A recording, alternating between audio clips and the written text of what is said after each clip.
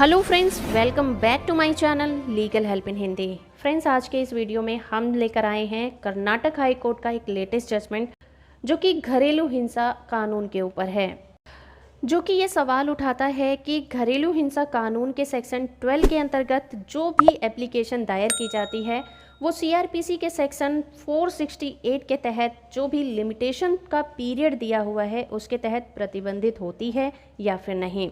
तो वीडियो से आखिर तक जुड़े रहिए और जजमेंट की पीडीएफ कॉपी के लिए नीचे आपको लिंक मिल जाएगा, वहां से आप इस जजमेंट को डाउनलोड भी कर सकते हैं। तो चलिए शुरू करते हैं आज का ये वीडियो, और वीडियो अच्छा लगे तो आप इसे लाइक और शेयर भी जरूर करिएगा। तो दोस्तों, कर्नाटक हाई कोर्ट ने हाल ही में ऐसी व्यवस्था कर दी है कि जो घरेलू हिंसा कानून के सेक्शन 12 के तहत कोई भी एप्लीकेशन या अर्जी कोर्ट में दायर की जाती है तो वो सीआरपीसी के सेक्शन 468 के अंतर्गत जो समय सीमा दी गई है उसके दायरे में नहीं आएगी। इस केस की सुनवाई न्यायमूर्ति एस मृदुल की एकल पीठ कर रही थी। कोर्ट ने अपने इस जजमेंट में ये निर्धारित किया कि जब भी कोई एप्लीकेशन घरेलू हिंसा कानून के सेक्शन 12 के तहत कोर्ट में दायर की जाती है और वो अपराध शब्द के अंतर्गत नहीं आती तो सीआरपीसी की धारा 468 उस पर लागू नहीं होगा।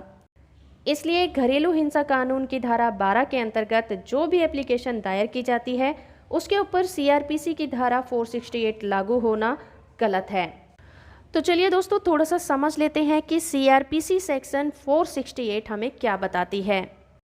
सेक्शन 468 के अपराधों का संज्ञान करने के लिए एक परिसीमा काल अवधि निश्चित की गई है, यानी कि एक लिमिटेशन पीरियड बताया गया है। कोई भी कोर्ट ऐसी परिसीमा काल अवधि की समाप्ति के बाद किसी भी अपराध का संज्ञान नहीं ले सकेगा। तो सब सेक्शन 2 के अंतर्गत ऐसी लिमिटेशन पीरियड का निर्धारण अपराधों की 3 कैटेगरी के ऊपर डिवाइड किया जाता है, जिसमें कि सबसे पहले आता है ऐसे अपराध जो केवल जुर्माने से दंडनीय होते हैं। उसमें लिमिटेशन पीरियड होता है 6 महीने का, यानी कि 6 महीने के अंदर कोर्ट उस पर संज्ञान ले सकती है। दूसरी कैटेगरी है ऐसे अपराधों के लिए जिनमें 1 साल से या उससे ज़्यादा की अवधि के लिए कारावास होता है, तो उसमें लिमिटेशन पीरियड 1 साल का होता है, यानी कि कोर्ट 1 साल के अंदर उनमें संज्ञान ले सकती है। और तीसरी कैटेगरी होती है ऐसे अपराधों के लिए जिनमें सज़ा का प्रोविज़न 1 साल से लेकर 3 साल तक का होता है। इसमें लिमिटेशन पीरियड होता है 3 साल का, यानी कि कोर्ट इस तरह के केसों की सुनवाई 3 साल के अंतर्गत कर सकती है। तो वापस आते हैं अपने इस केस की तरफ, जिसमें कि कोर्ट ने ये कहा सीआरपीसी की धारा 468 केवल तभी लागू होती है अगर कोई अपराध होता है। अगर कोई अपराध नहीं हुआ है तो लिमिटेशन प्रतिबंध भी लागू नहीं होगा। तो कोर्ट ने कहा कि घरेलू हिंसा कानून की धारा 12 के तहत घरेलू हिंसा को अपराध के तौर पर नहीं समझा जाता। इसमें कोर्ट द्वारा राहत दिए जाने के प्रोविज़न है, ना कि दोष सिद्धि या फिर सजा देने का प्रोविज़न होता है।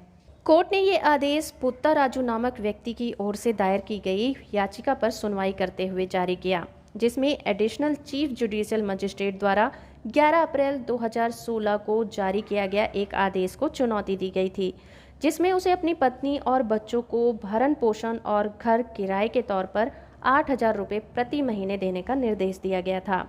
पति ने उस आदेश को चुनौती दी थी, जिसके तहत उसे 4,32,000 रुपये की राशि को जमा कराना था। कोर्ट ने इस राशि को मजिस्ट्रेट कोर्ट में ट्रांसफ़र करने के निर्देश दिए थे, जहां से पत्नी उस राशि को निकाल सकती थी। पत्नी ने इस अमाउंट को निकालने के लिए अनुमति के लिए अर्जी दायर की थी, जिसे उसके पति ने इस आधार पर चुनौती दी थी कि याचिका घरेलू हिंसा की तारीख से 10 साल बाद दायर की गई है, इसलिए याचिका सुनवाई योग्य नहीं है। लेकिन कोर्ट ने अपने फैसले में कहा कि घरेलू हिंसा कानून की धारा 12 के तहत जो भी अर्जी दायर की जाती है वो सीआरपीसी के सेक्शन 468 में जो लिमिटेशन दायरा है उस पर लागू नहीं होता। तो होप फ्रेंड कि आपको ये वीडियो पसंद आया होगा। जजमेंट की पीडीएफ कॉपी का लिंक आपको नीचे डिस्क्रिप्शन में मिल जाएगा, वहाँ से आप इसे डाउनलोड कर सकते हैं। वीडियो से आखिर तक जुड़े रहने के लिए आपका बहुत बहुत धन्यवाद।